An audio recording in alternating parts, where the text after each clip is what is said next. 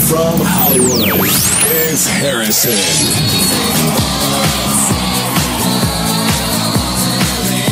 And we are in LA. We sure are in LA. 4 minutes past the hour. Harrison with you, your new best friend. Welcome and happy Monday for those of you for whom there's happiness. More will be revealed as the adult supervision in the halls of Congress on Capitol Hill decide whether or not to pull off the practical joke, the hoodwinkery, the pay no attention to the man behind the curtain, the real plot of the play, and the pot that is being smoked. And we're going to get into what the real plot of the play is here today on Go Harrison. We're also going to have a wonderful conversation with a man who is totally familiar to you, has been for many years, at least 10 years, one of the pioneers of progressive talk, to be sure, one of the originators of progressive talk on satellite radio all the way into a truly hit online TV show called The Young Turks. Oh, did I spill the beans? Yes. And then, of course, a major voice on MSNBC for quite a long time. He stepped away from that right now, or they've stepped away from him, or they've mutually stepped apart from each other. We're going to find out what the, well, we're probably going to confirm what you probably thought about corporate media at large and just how far the threshold of credibility, of truth-telling, of being prickly and pushing the man behind the curtain out from behind the curtain, how long you can get away with that. And again, more will be revealed.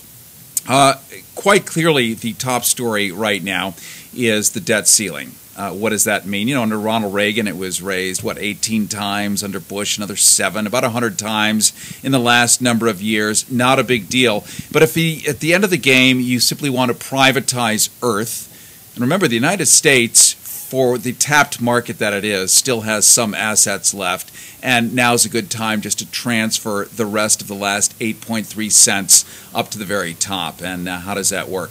We're going to get into that, but first, let me just point out a programming note. Coming up in about a half hour, we're going to be talking to a man named Simone Martinsen. He's from Norway, and he's going to talk about some of the psychology of what goes on there. We tend now to imagine there is rampant xenophobia. There really isn't, and one of the reasons the cops showed up so late at the scene of the crime was because they simply don't carry guns. They don't believe in shooting each other. They don't believe in shooting the citizenry, so it took them a lot longer to go fetch guns to show up at the crime. How does that all work from his perspective? So that's coming up in about a half hour. But without further ado, I want to reintroduce a man who really needs no introduction. I speak in cliches because they really fit sometimes. You need no introduction. Cenk Uygur, the Young Turks. Welcome to Go Harrison. Great to be here, and it's great to talk to you. We're old friends. It's been a long time. I owe you a great thank you for many things, not only for you standing up for the humans on our little rotating orb here, for as many years as you have had to do, and for all the discomfort that you've been willing to bear over time. It's not easy trying to tell the truth because some people don't like that. As it turns out. Your tone, right? That's what we're looking. So tell us what happened. Here you were on every day on MSNBC. We all got to watch you, and then poof, we get the Reverend Al Sharpton. We're now putting on a preacher. Let's just call it what it is. He's a cleric. No matter what we think of his, we've now put on a preacher. So what happened? Well, I'm going to leave the Al Sharpton stuff aside because one could argue if he's a cleric, but that's a whole other issue. All right, and one can argue if that's a good or a bad thing. So, well, you know, I was on MSNBC for some time, as you mentioned, and about 3 months ago in April, they pulled me in and said, hey, Cenk, as you're hosting the 6 o'clock show here for us, we've gotten some people in Washington who are saying they are uncomfortable with your tone. They are concerned with your tone. And, you know, the president of MSNBC said, you know, we'd love to be outsiders. They're cool. They wear leather jackets. They ride motorcycles, which I didn't realize was the case. I've never ridden a motorcycle. That's a deal maker. I have a scooter. Maybe that was the problem. Right? Yeah. I mean, the only cycle I've ridden is a bicycle. That was, you know, my old Schwinn, I believe it was, from a long time ago. That was the tone that was concerning them. Right. And he said, but we're not outsiders. We're insiders, and this is the establishment. And the message that I got loud and clear was start acting like it, which is to not question the establishment. I had absolutely no intent of doing that, so I continued my program exactly as I was doing it before. And in fact, in April, May, and June, I had my best ratings ever. Every month it got better, and we beat MSNBC from 6 o'clock last year, which they were incredibly happy about because Ed Schultz, who had that Fox, beating CNN, beating CNN by a long shot, even beat Fox the week before I got the message in 18-34, which is very, very rare for MSNBC. Well, and I would think that would be a tone that would concern them in the right ways. Like, look, it's working. Look, it's winning. Look, he's speaking the voice of the people. That perhaps is the right tone. But at the end of the day, the corporate master, General Electric, the largest weapons contractor on Earth, 104 nuclear power plants in U.S. soil, many of the beautiful components that broke down in Fukushima are General Electric made. I remember doing a story 10 years ago on how they would rate a switch in a nuclear power plant to last 5 years, and after 5 years you simply re-rate it, and now it's a 15-year switch as the Bakelite cracks apart and the old stuff that pre-plastic starts to chip away, but that's okay. And when you get close to that, when you start to massage the nubbins and sand the osteophytes of BS, people do tend to kick back. You know, and I did stories on that. You know, not just the GE parts in the plants, which is a good story, but we also touched on how GE does not pay corporate taxes and how they do tax avoidance. I also talked about net neutrality and how Comcast was on the wrong side of that. Comcast that owns MSNBC, by the way. That's right. That would be the Comcast. Yes, that Comcast. Yes. So, as I recount those stories, you begin to understand why we parted ways. So, look, for those of you in your audience who don't know the full story, then they came to me and said, look, you did great, but we're not going to give you 6 o'clock. I took that to mean, hey, I didn't play ball. And they gave me a very lucrative offer for the weekends and for also for a contributor role. And I said, no, thank you. I don't want to do this, right? Because I sense that I obviously couldn't tell this story if I stayed internal at MSNBC. And I think people need to know what you're getting when you turn on television, right? And when you turn on the mainstream media. They have a lot of factors, whether it's corporate factors, political factors. They take access into account, want to keep the politicians happy, so they keep coming back on their shows. You got to know that. So what you're getting is not necessarily geared towards the audience. It's geared towards power.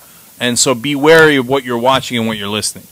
11 minutes past the hour. Harrison with you, your new best friend. You are watching Go Harrison through GoHarrison.com. We're streaming live on Ustream. It will be available tomorrow throughout DirecTV and Dish networks as well. You can also listen naturally, simultaneously on our beautiful expanded FM signal. KPFK now the strongest FM west of the Mississippi, pounding down to Tijuana, going out and really, really improving the tans in Palm Springs, all the way up to Santa Barbara, where a glass of Merlot tastes all the better with FM stereo surrounding it. We're talking to Cenk Uygur. Cenk, you know, from the Young Turks, youngturks.com, theyoungturks.com, recent MSNBC host, and is talking about why the division, why the split, why the departure from MSNBC. And I met Cenk probably about 8 or 9 years ago when I helped launch a channel on Sirius Satellite Radio, the gay channel called OutQ that nobody's ever heard of now, which is too bad. But anyway, it was a lot of hard work. You did your part. I did my part, did mornings there for a year.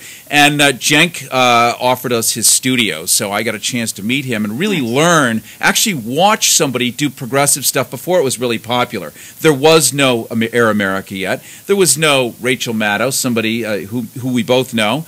There was none of this. There was none of this. There was you. There was a guy named Mike Malloy yelling, "God damn it!" You know, and all of this going on, and that was it. Right. But you were offering a voice of sanity amidst this. You were you're an attorney, right? Yes. You know how to actually talk. You understand what rhetoric is. I mean, this is a good teaching instrument for the rest of us. You know, in a sense, we were roommates, Harrison. Yeah. So that's fun. And yeah, back then, you know, no Air America, no nationwide show for Ed Schultz, Randy Rhoads, or anyone else. We used to call ourselves the first liberal talk show nationwide because we were the first original talk show for Sirius Satellite Radio back in 2002, and we've been at it ever since. I think, to be fair, Democracy Now! Was around at the time, so I think I think we were second, to be honest. We didn't realize that when we were calling ourselves that, but anyway, we've been doing this a long time, and I remember we used to get the emails from all the red states. From Kansas, North Carolina, South Dakota, and they'd always say the same thing. I thought I was alone.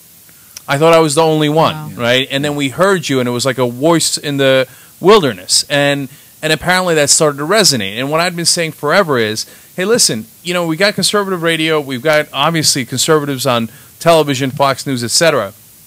If you give them an alternative, it's not just the right thing to do for the country, for our democracy, etc. It's also the right business model. And eventually Air America thought, hey, maybe they're right and they invested a lot of money. As it turned out, their management was horrible. But their shows were actually incredibly successful, market by market. And then out of Air America, you got Rachel Maddow, you got Senator Al Franken. You partly got us. We were there before, but we wound up being their morning show for a while. Tom Hartman's a great radio host throughout the country now. Sure. And the list goes on, right? And then when Keith Olbermann started becoming progressive on MSNBC, or he was progressive, he just voiced it, all of a sudden the ratings took off. They're like, oh my God, it turns out at least 50% of the country is progressive. To which I said, of course! That's what we've been telling you that for years. Right, well, the founding daddies hated all of this sort of centralized power. They hated monopolies, all the things the Tea Partiers telling us are wonderful, good, and nourishing for us. So we'll talk about some messaging in just a moment. It's 15 minutes past the hour. Harrison with you. You're listening to Go Harrison on KPFK, 90.7 FM in Los Angeles, 98.7 FM in Santa Barbara, 93.7 in San Diego, 99.5 in Central California. You can see Cenk Uygur right now if you go to goharrison.com, one word, goharrison.com. We are streaming live on Ustream and, of course, live everywhere else through kpfk.org. And one of the things, and I'm looking at a bunch of tweets here on Facebook, our keyword is Go Harrison if you have questions for Cenk. One of the things they're asking is, what's next, Cenk? What's next? Because your franchise of Young Turks is successful, and before you answer what's next, Mildred in Ohio, I'm making up this name, what's a Young Turk as opposed to an old Turk? Well, Young Turks means young progressives looking to overthrow the established system. And that's why we picked the name back in 2002. And boy, has that fit, right? And it certainly fit during the Bush years, but unfortunately, it also fits during the Obama years, as we've seen one disastrous cave-in after another to the Republicans. And the establishment is really strong. They sign the paychecks, and we got to fight against that. So I'm really proud of the name that we chose, and it has nothing to do with age or ethnicity. And you happen to be Turkish, am I correct? I happen to be Turkish, and I happen to be young at some point in my life. but as far as, of course, citizenship, I'm American, and I'm at best middle age at this point. So, well, you hold it well. You do. And I guess I am too. So I think we both get an A+. Right. I have a quick question. Yes, Mercy Malik. I read that one of the objections raised by MSNBC was to your body language. And I just have to say, sitting here in the studio, I haven't seen you make any obscene gestures or anything of that nature. Can you elaborate on that? Did they ever provide any sort of specificity in that complaint? Right. There was actually two separate things there. And that's a great question, because we did initially have a separate conversation, because I was on there for a while, about maybe 6-7 months ago, have a conversation about body language, right? And I'm an excited guy, and sometimes I'll gesticulate with my arms, etc. But not that often, and not any more often than perhaps Ed Schultz would, and he does a great show on MSNBC. But they were concerned. They want everybody buttoned down, right? And I remember my favorite thing was they said, try to act like a senator. Oh. And I thought, why? What, steal? Take some bribes. What do you mean? Right, that's a huge problem right there. And second of all, senators are intensely dull. So I'm like, why would a talk show act like a senator? But then later, they pretended that conversation was the same conversation we had about being part of the establishment. Mm-hmm. They said, by Washington, we meant your producers in Washington who are worried about your body language. Oh, really? You give me a huge speech on insiders, outsiders, and people in Washington are concerned about your tone when you meant my booker thought I moved my arms too much? Wow. No, that is not how it went down. It's kind of interesting. We're talking to Cenk Uygur, by the way, former MSNBC host, who's telling us what went on there. The whole body language thing, it's kind of like Anthony Weiner's Weiner. Or any of this stuff. You language of a different you have source. David, and it's spelled the same way. You Yes. have David Vitter. You have all these guys texting prostitutes from the floor of the house. Right there. Excuse me. Yeah. I've got a young chickadee coming for lunch. I have to leave now. Weiner is doing the same thing. Why is he pilloried? Why is he worse? Because he's a liberal. And it's proof again that these liberals, these renegade people do awful, terrible things. When a conservative or a Christian does it, it's a slip.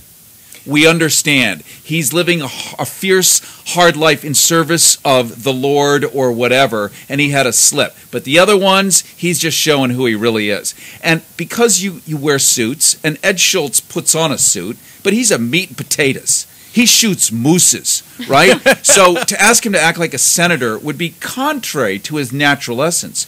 But you have a more business look. So you're different. You're different. Mm-hmm. Yeah, it's a great question, and we've talked about that a lot on the Young Turks as to why you get the different standard between conservatives and liberals. And certainly the part of it is they say, well, look, Jesus understands that we're all humans and there's redemption, etc., but that's only for people who ran on family values and are the world's largest hypocrites. But if you're not a hypocrite and you never made your family a part of the conversation politically, well, they say, well, look, I'm sorry, Jesus has no redemption for you. You tweeted out. By the way, Weiner was not with a prostitute, did not break any laws, unlike Vitter. And Vitter, when he came back to the Republican caucus, got literally a standing ovation from these family values guys. Look, part of it is, if you go after power, there are consequences. My favorite example is Elliot Spitzer, right? Elliot Spitzer got turned in by his own bank for what, $5,000, $9,000 transactions? At the same time, Wells Fargo missed $364 billion worth of laundered money from Mexico, which was drug money. Whoops, so we missed $364 billion, but Elliot Spitzer, who was attacking the banks, we caught his $9,000 going to the prostitutes. Please. And the timing was purely coincidental. Yeah, total coincidence. Coming up in just a couple of minutes as we continue to talk with former MSNBC host Cenk Uygur, who still is on the Young Turks, theyoungturks.com, pretty much daily. Are you still daily? Absolutely, daily. And we're also the largest news show on YouTube, so if you go to youtube.com/theyoungturks, you'll get all of our videos broken down in 2 5-minute segments. It's really convenient. Or just Google CENK. It's really simple. You're the only thing that comes up. Congratulations. We're going to find out what his future is and also look deeper into corporate media and what is the threshold now that we recognize where we can basically get away with a bit of truth-telling. But first, a little traffic with Jeff Thomas. Go Harrison. Completely unsponsored, common sense commuter traffic. It is 21 minutes past the hour. This is your Go Harrison live and local traffic report on KPFK. Let's start now in South LA on the 110 North. Traffic is slow from Adams to the 5 freeway. Eastbound lanes are also slow from Vermont to the 110. In Hollywood on the 101 South, it is busy from Highland Boulevard clear down to the 5 freeway. And in the Sepulveda Pass on the 405 South, traffic is slow from the 101 to Skirball Center Drive due to an earlier crash. And finally, in La Mirada, the 5 North is slow from Valley View to the 605, and again from Atlantic to the 110. The 710 looks like a better alternate if you're heading into Los Angeles. You can subscribe to our podcast on iTunes, keyword Go Harrison. For Harrison, I'm Jeffrey Thomas on KPFK 90.7 FM, Los Angeles 98.7 FM, Santa Barbara. Live from Hollywood, it's Harrison. Go Harrison. Don't be left out by the media. Become the media. All through the week, you witness it, you think about it, you have no place to put it. You stupid liberal. Simply call 310-737-TALK. Introducing the Harrison Hotline Rant Line. A message for his show. That's Los Angeles, 310-737-TALK. It's our Harrison Hotline Rant Line, free for you. Uncle Harry, no cow. After your little segment there on meat, I don't even want to eat chicken. I'm going to wither away. All right, have a good night. 24 hours a day, 7 days a week, you can now purge your pithy perceptions with plosive prophylaxis. Harrison, I don't know you and you don't know me. They are the words of God. It's our Harrison Hotline Rant Line, free for you, and for you to use freely anytime. Please remember to keep it clean and tidy for your fellow listeners. That's the 24/7 Harrison Hotline Rant Line for you at 310-737-TALK. Hi, this is Senator Barbara Boxer, and I have to say that listening to Harrison makes my day. Captioning for Harrison is made possible by a generous grant from the Christian Coalition. Go Harrison. Yea, in the name of Jesus. Woo! Hallelujah. It is 24 minutes past the hour. Harrison with you, your new best friend. You are listening to Go Harrison on KPFK 90.7 FM in Los Angeles, 98.7 FM in Santa Barbara, 93.7 in San Diego, 99.5 in Central California. Streaming live on kpfk.org. Also, you can watch us and our guests here. Cenk Uygur, former MSNBC host and current host, of course, ongoing on the Young Turks, the largest news organ on YouTube, simply by going to goharrison.com, one word, goharrison.com, and watch in the full mayhem of living color. It's almost Technicolor. It's technical, but it's not quite Technicolor, but it's a close shake. We're also going to be talking to Simone Martinson in just a few minutes. He's Norwegian and is going to talk about what went on there and the notion of xenophobia and the notion of Muslimism and all the rest of it. Where do they all stand and why they're deciding to increase democracy as a result of the shootings rather than create a nice Patriot Act or a enabling act as the Germans did in World War II to compress democracy. For every action, there's an equal and opposing reaction. Their reaction is to make it more open so that people don't get all crazy and bottled up and act out. In other words, if you don't allow a pressure cooker, it doesn't go boom. That's their theory anyway.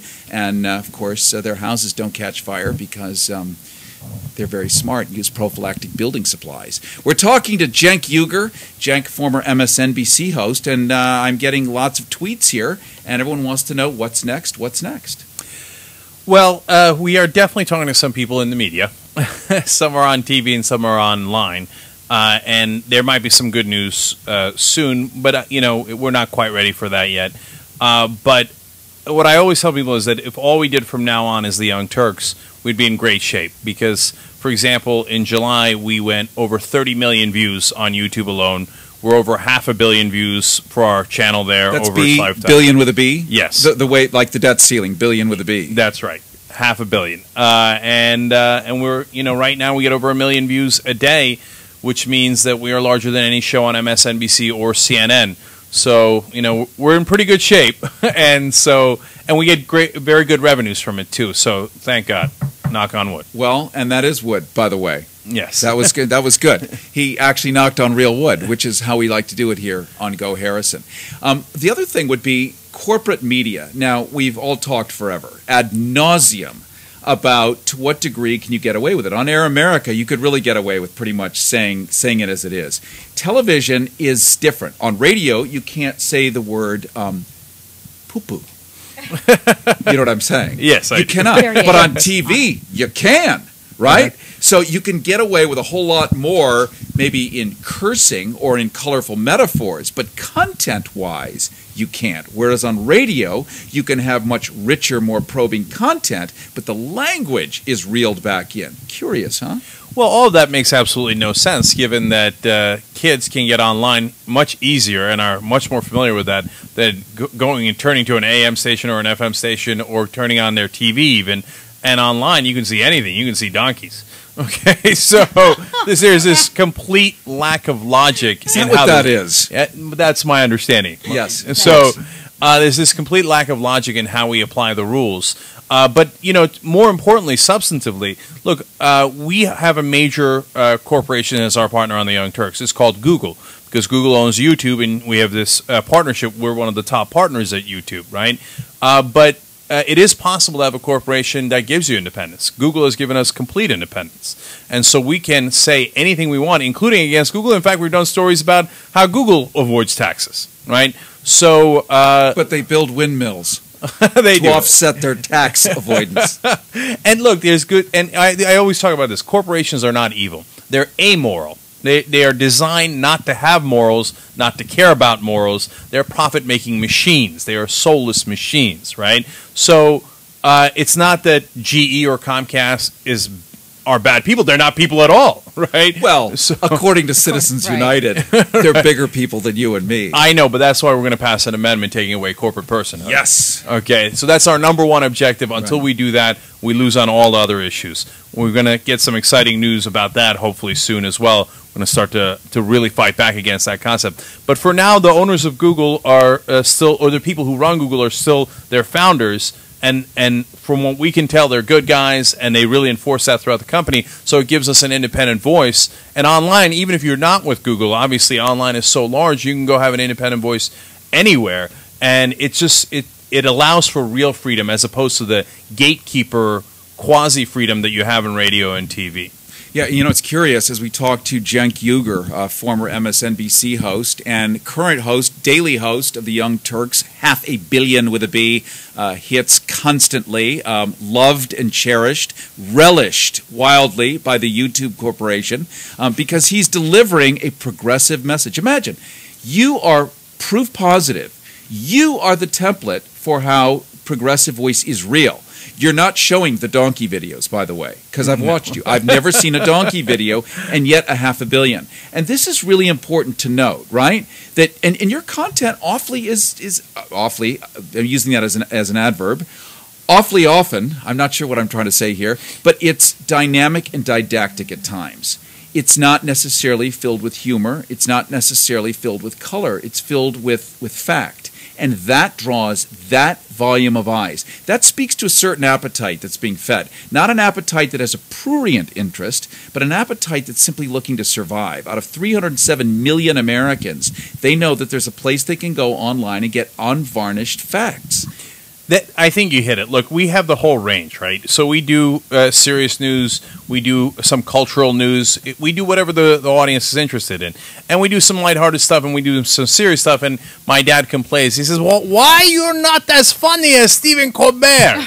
I said, I don't know why. It's your fault. You gave me the genes. I don't know why I'm not as funny as Stephen Colbert. But you know, Harrison, I think the reason that all those people come is because they can smell honesty from a mile away, right? We don't have a monopoly on the truth, but they get a sense that we're honest with our audience.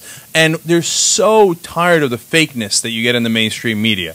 All those people are not news anchors. So many of them are not news anchors. They're news actors. And people can tell, right? Yep. And so when you deliver an honest story and they see you doing it and they see that you back it up with facts, they go, okay, oh, I get it. This is it. And that's why they just keep coming back.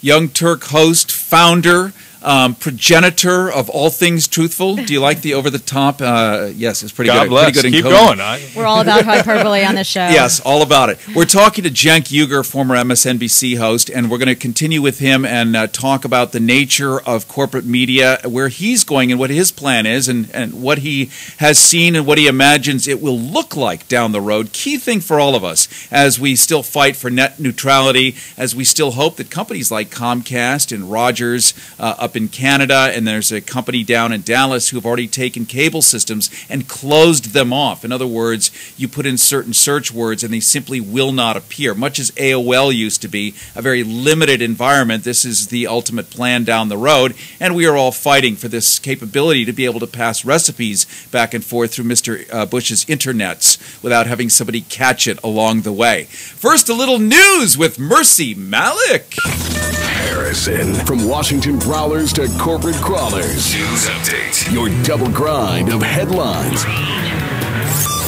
Go Harrison News Time is 32 minutes past the hour, and I'm Mercy Malik with your reality check. A group of clergy members walked their talk on Capitol Hill last week in an act of passive civil disobedience meant to draw attention to the plight of the needy during budget negotiations. The Huffington Post reports that several Christian ministers, one rabbi, and other religious laypeople were arrested by Capitol Hill police for the crime of demonstrating in the U.S. Capitol. On the same day, 70... Demonstrating what? Demonstrating the truth, Harrison. On the same day, you're going to like this part, 70 Catholic clergy and theologians sent a letter to Republican Speaker of the House John Boehner urging him to, quote, heed to the consistent moral calls from Catholics and protect the most vulnerable, end quote, by not cutting social programs and aid to the needy. Reverend Michael Livingston, one of the clergy arrested at the demonstration, said, quote, our elected officials are protecting corporations and wealthy individuals while shredding the safety net for millions of the most vulnerable people in our nation and abroad. Our faith won't allow us to passively watch this travesty unfold. Today we offer our bodies as a living sacrifice to say to Congress, raise revenue, protect the vulnerable, and those living in poverty. It's 33 minutes past the hour. Japanese activists rallied yesterday in the capital, the Fukushima region, home to Japan's crippled nuclear power plant, calling for a complete end to atomic energy. The rally, joined by residents evacuated from areas around the plant, was organized by the Japan Congress Against Atomic and Hydrogen Bombs as part of its long-time campaign against nuclear weapons.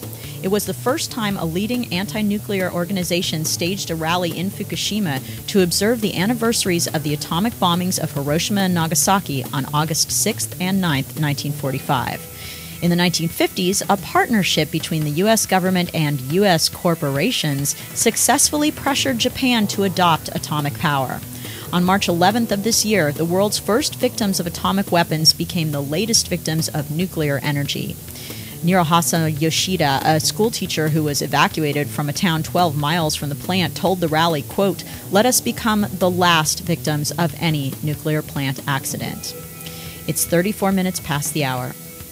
And finally, the inaugural installment of exciting and possibly odd developments in green technology. Our very first acknowledgement goes to Dutch footwear manufacturer Oat Shoes, which, despite the name, has nothing whatsoever to do with hot breakfast cereals. Oat Shoes is instead the proud creator of what appears to be the world's first line of entirely biodegradable and fashionable sneakers, which sprout into flowers upon decomposition. Shocking, and yet it's true. Jeff Thomas. According to product info on the company's official website, the cotton and hemp portions of the footwear degrade within a few months, with even the plastic components designed to break down in roughly 6 months. The manufacturer notes, however, that you should additionally enjoy, quote, "a fiery bouquet of wildflowers growing out of your shoes within days," end quote. The website assures wearers that planting is required to begin the growing process, lest one fear the shoes sprouting whilst on one's feet. Sadly, Oat Shoes are currently only available in Europe, but you can read about them on the company's English language website, oatshoes.com. Congratulations, Oat Shoes. You are our exciting and possibly odd development in green technology for the week. For Go Harrison on KPFK 90.7 Los Angeles, 98.7 Santa Barbara, 93.7 San Diego, and 99.5 Ridgecrest, China Lake, I'm Mercy Malik. You can be my friend on Facebook and send me news tips for your reality check. News update. Harrison. It is 36 minutes past the hour. Harrison with you, your new best friend. You are listening to Go Harrison on KPFK 90.7 FM in Los Angeles, 98.7 FM in Santa Barbara, 93.7 in San Diego, 99.5 in Central California, streaming live everywhere, and of course video streaming as well. You can watch us right now simply by going to goharrison.com, one word, goharrison.com, and catch the archives of this program anywhere, anytime, also through goharrison.com or kpfk.org. We're talking to Cenk Uygur. Cenk is the by the way, I didn't point out this, our solar studio in West Hollywood, where we're live from right now, used to be Marilyn Monroe's apartment. No. This used to be Marilyn Monroe's apartment. No. Why didn't I know that? Because this building, it's an ancient building. I'm not going to give the address, but Don't do it. right up the street, and Cenk will like this too. Marilyn Monroe lived here because in this building, the other buildings weren't around yet. So the stars would live here and then go shoot for 4 or 5 months, come back, and you could see in there was a Murphy bed, which is now where the bookshelves are. Wow. Well, she lived here, and then she would trundle up the street to the corner, and there's another big old building and a modern building. The modern building next to the big old building used to be Judy Garland's house, and it was torn down. Somebody took some cash, stupidly or smartly, and put a modern building there. But the old big one that looks castle-like, JFK kept an apartment in there. No. And once a month would fly in and take the black limo and it'd do the underground parking, and she would walk up the sidewalk, a whole block, and interfresticate with JFK overnight, and then come back in her torn slippers in the morning and sequester herself back into her little nook here. So we go from you and I being roommates to Marilyn Monroe and JFK sharing a room. Upgrade. That's when you come on this show, it's always an upgrade. And Harrison's building was that era's equivalent of the Oakwood Apartments, apparently. In a way, yes. Yeah. In a way. It's so I just wanted to let you know that you've got a good vibe in here. that Marilyn may be tickling your frenulum if you're not paying Ew. attention. You never know. I would enjoy that. I know that. Who would turn it down? We're talking to Cenk Uygur. Cenk famously is the host of the Young Turks, really the longest progressive talk radio program in America today. And when I say longest, I mean continuous, I mean successful, I mean the widest reach, uninterrupted. He recently spent nearly a year on MSNBC doing afternoons and had a bit of collision with the management. His tone, as we're told by certain people in the federal government, his tone, which has nothing to do with hand gesticulations or twirling on a finger, but his tone. And let's rediscover again what your tone was so that we can understand what our tone shouldn't be if we don't want to be disappeared in the public eye. It's a good question. You know, I went after a bunch of people, and my guess is at least several of those upset management based on the conversations that we had there. One is that I went after President Obama. I don't believe he's a real progressive, and I think that we've seen, unfortunately, me be that I was proven correct about that, especially with the latest debt ceiling deal. Yet another 100% collapse on that. I went after Democrats in general, but I also went after all of Washington and the politicians. And I said, look, I think they're fundamentally corrupt, not because they're bad guys, but we have the wrong system. They take paychecks from corporations, and they work for the people who sign their paychecks. And so, and I remember saying on air, I think 90% of the politicians we have are corrupt. And I think that was a tone that they did not like because they wanted those politicians back on their shows, and they worked with those politicians, and that's part and parcel of what's wrong with this system. Well, it's interesting, Cenk, because other people probably say the same thing. But again, because you are quite clearly a real progressive, I mean, you care about humans. You spent your life developing this. And so when you say it, it has more impact than if somebody who's playing the role of a presenter says it. It's what you expect them to say. But yours is really sincere. Also, there's thoughtful analysis backing it up. I think that's the tone, the thoughtful analysis. Right? My bad. You're bad, right?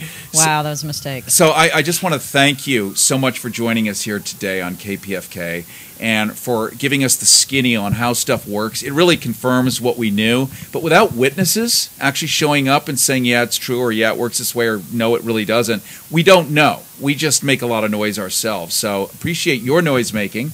And we can watch you on a daily basis with permanent archives through YouTube, right? Absolutely. You can go to youtube.com/theyoungturks or just come to our website at theyoungturks.com. And as you point out, I'm proud to be a progressive, and I'm proud to be what Fox News derisively calls secular humanist. Yes, I'm actually in favor of human beings. Or secular humanist pronounced shh, which is what they'd like. Shh. Right. Acronyms. Thank you so much, Cenk Uygur. We will talk to you later, and very much appreciate your coming on today. Absolutely. Thank you, Harrison. Great to see you again. Coming up in just a couple of minutes, we're going to be talking to Simone Martinson, and Simone is Norwegian, and he's going to give us a little insight on the Norwegian culture and how it all works. But first, it's time to get off our large curd cottage cheese fannies and into action. It's time for Activism A Go-Go. Excite your liberal might. Speak loudly and carry a big stick. It's time for Activism A Go-Go. Oh, yeah! If this were a dictatorship, it'd be a heck of a lot easier. 1, 2, 3. Activism A Go-Go. Is there a rift in your life that has never been healed? Are you estranged from your family, friends, or loved ones? Do you have deep emotional wounds, personal conflicts, unforgivable actions, fuel divisions in your life, causing you pain? Let's see a show of hands. Look at that, the whole room. Woohoo! All right, if you're ready and willing to find forgiveness and start the healing process, get this. The executive producer of the acclaimed documentary series Intervention has partnered on a transformational new television show with counselor Butch Slaughter, that's his real name, and he wrote the book called Dear Daddy, I Hate You, Letters to My Mother's Killer. Now, as a child, Slaughter witnessed the murder of his mother at the hands of his own father, and after 33 years, this guy was able to find forgiveness, reconcile with his father, and now he wants to help our KPFK listeners find some peace. If you've had no way to reconnect with people, don't know how to find them, want to make amends, want to reconcile, the executive producer of the Bravo series, is making himself available for our listeners only right here to do this TV show. So, yeah, obviously you're going to be on TV, but they're going to help you get this done. It's a weekly 1-hour documentary series about reconciliation, and it's not about, like, following drunken celebrities around. It's real people. Well, I'm really not watching that. I know. It doesn't have that kind of interest. So if you're interested in this, in applying, you can send an email at reconnections@grbtv.com. Reconnections@grubtv.com, grbt.com. And just tell them a little bit about yourself, the person with whom you'd like to reconcile, why you're estranged, and why you'd like to reconcile now. Throw in your phone number as well as the city and state where you live, and attach 2 JPEGs of yourself. Fancy ones, if you can. I threw that in. They really would like to help you out, and that's the plot of the play here. If you're one of the people looking for a job, one of the 300+ million with 9% unemployment, and really feeling stuck, one of your fellow listeners has stepped up to the plate. Many of us sit around and we go, how do we create a large healthcare plan? How do we create a structure, a superstructure where we can start to accommodate the rest of us? Well, one of your fellow listeners, Lance Charles, he's psychotic. He is, and all he wants to do is help other listeners find their way through hard times. Crazy. It is crazy, isn't it? Cuckoo for Cocoa Puffs. But he's got a plan that he's putting together, and he wants a couple of people to help him out. He's putting together a team to help folks find work in this torpedoed economy. He's the whole earth builder, and what he does is try to greenify houses and make things more sustainable for everybody and teach them how to do it. And he's also a life agent and tries to help other people. And so he's looking to build this team. It's a life challenge, and he's looking for a couple of crazy folks to work with. If you are a little bit cuckoo, it's going to be a perfect fit. So all you got to do is give him a call. He's a passionate guy. He shows up for people. He gives the way you give, the way you support the station, the way you support your fellow listeners.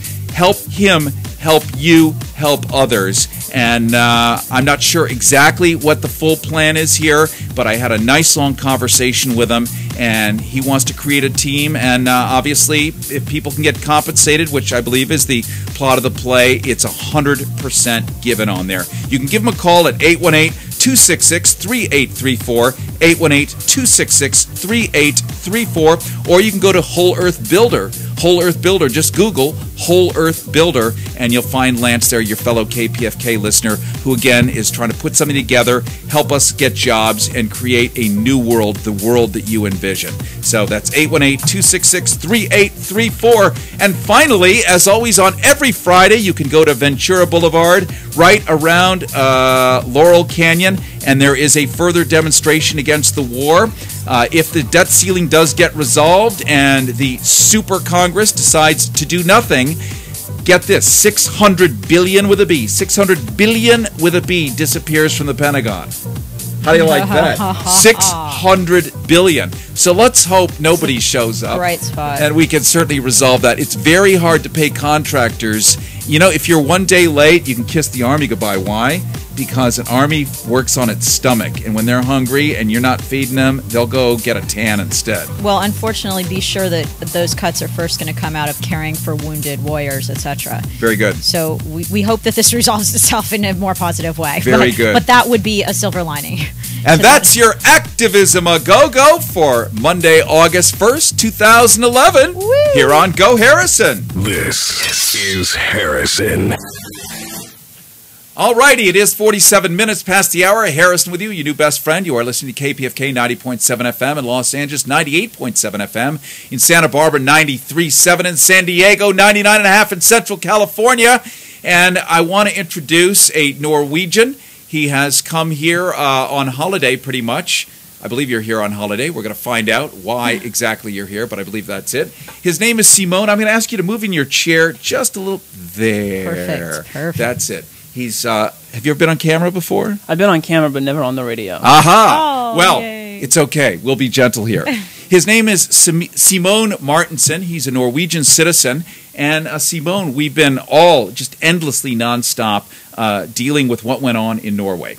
We can't seem to understand it, yet we have our own Columbines, every other month here in the United States, but we're shocked and awed that such a thing would happen in Norway, probably because the thinking is that you Scandinavians are highly civilized. that you wouldn't, but your cops don't carry guns. Hence, they were late showing up because they had to go get guns, right? Basically, yes. So give us the quick upload. Why would such a thing happen in a place that seems so open, so embracing? Well, I think the big reason it happened is because a lot of people are immigrating to Norway, and some Norwegians. Norway is a pretty homogenous country. It's full of Norwegians. It's like United Really? States is a melting pot of ethnicities, but Norway it's pretty pure. And some people wanted to keep that way and are not open to change. And because they're not open to change, they demonstrate that through violent actions. And one of the things about Norway that makes it different from the United States, for instance, let's take Zach Middleton, who's sitting back there, who's helping us out on the show. And thank you so much for being here, Zach. Let's say Zach chucks his passport, throws away any written history of himself, jumps on an airplane, flies to Norway and says, I'm here, and they're coming after me, and I want asylum. He suddenly gets access to full medical, right? He gets an education in Norway. His life is full and rich comparatively, especially if your unemployment is so hideous in America. We could just all go to Norway, and it really would be an upgrade, wouldn't it? Well, it depends. If you like it here in California, then maybe you wouldn't like the weather. That's right. The weather sucks, but you get an education, you get health care, right, and you get a nice house. So a lot of people come into Norway. Suddenly your population is being glutted. Your homogenous, white guy population is starting to have a different blend of people in there. And it seems to be nonstop because the laws haven't changed to stop the incursion. So guys like this get crazy, right? The way the Tea Party gets crazy here and wants to build electrified walls with Gatling guns and start mowing down Mexicans. Sure, but I really don't think that's a solution to anything. I think the goal should just be to. Honestly, I don't think anything really does need to change in terms of those laws. There's only 4.5 million people living in Norway anyway, so having a few more, I don't think that's really gonna hurt. See, this is really cool. And so the response of Norway is to expand democracy and not do a Patriot Act here and close down democracy and close down society. Your thing is open it up even more. What's the thinking behind that, do you think? I'm not 100% sure, but I think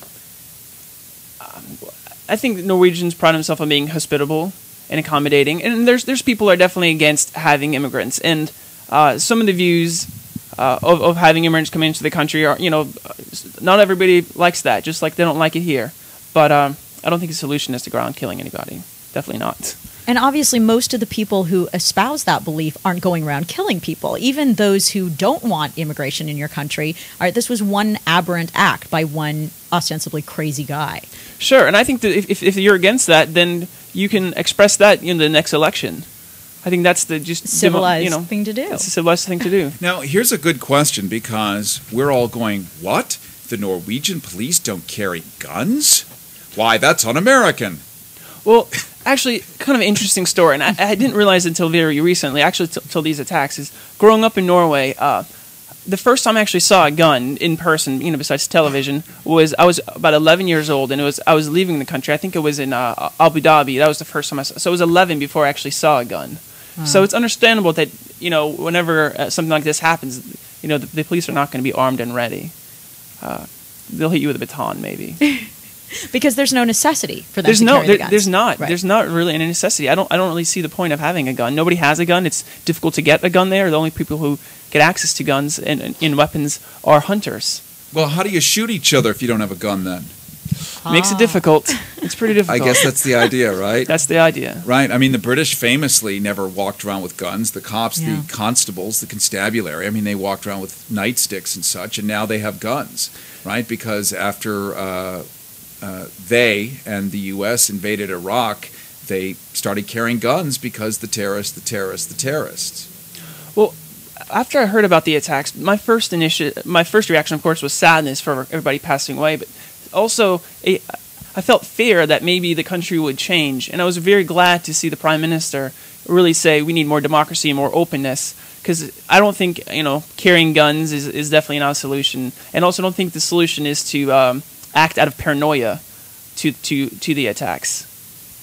We're talking to Simone Martinsen. He is from Norway. He's here on business and other things, and got a chance to talk to him about what's going on in Norway, and he's sharing with you a bit of their cultural thinking and why stuff goes the way it goes, and why it was, a triple shock to them, whereas here it's fairly the new normal that somebody, it's horrifying, endlessly horrifying here, but it's not like I really can't believe it.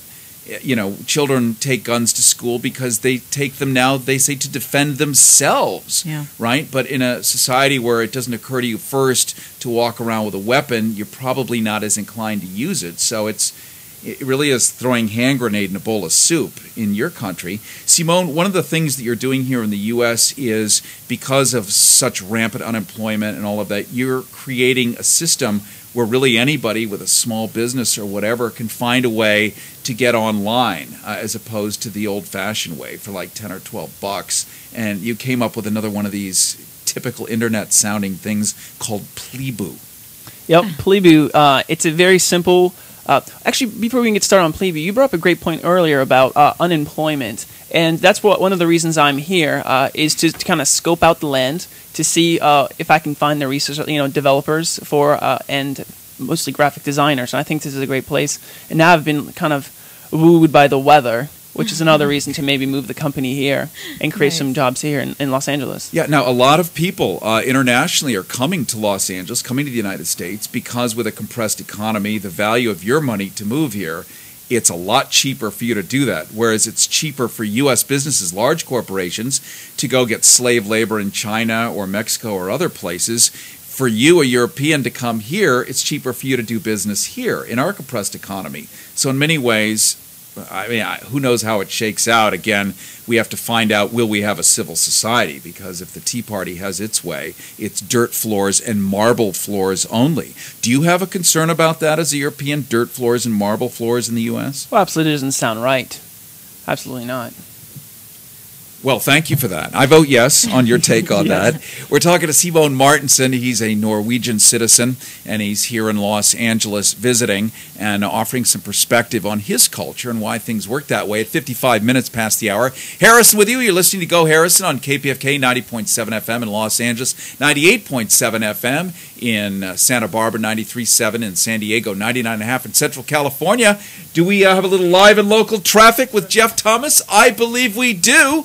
Put the key in the ignition, turn it to the right, and go, baby, go! Go Harrison. Completely unsponsored, common sense commuter traffic.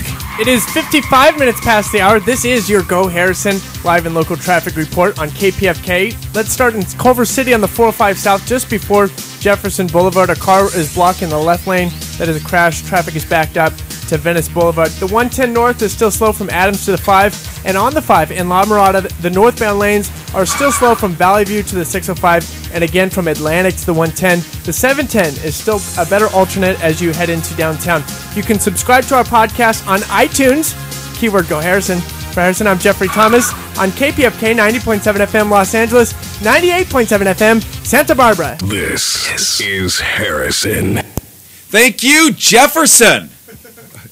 That's an homage to Thomas, of course. Nice. It is 57 past the hour. We've got about 1 minute, Simone. So tell us, you want to bring a business here and create jobs, creating an online experience for like $10 or something for the average American suffering.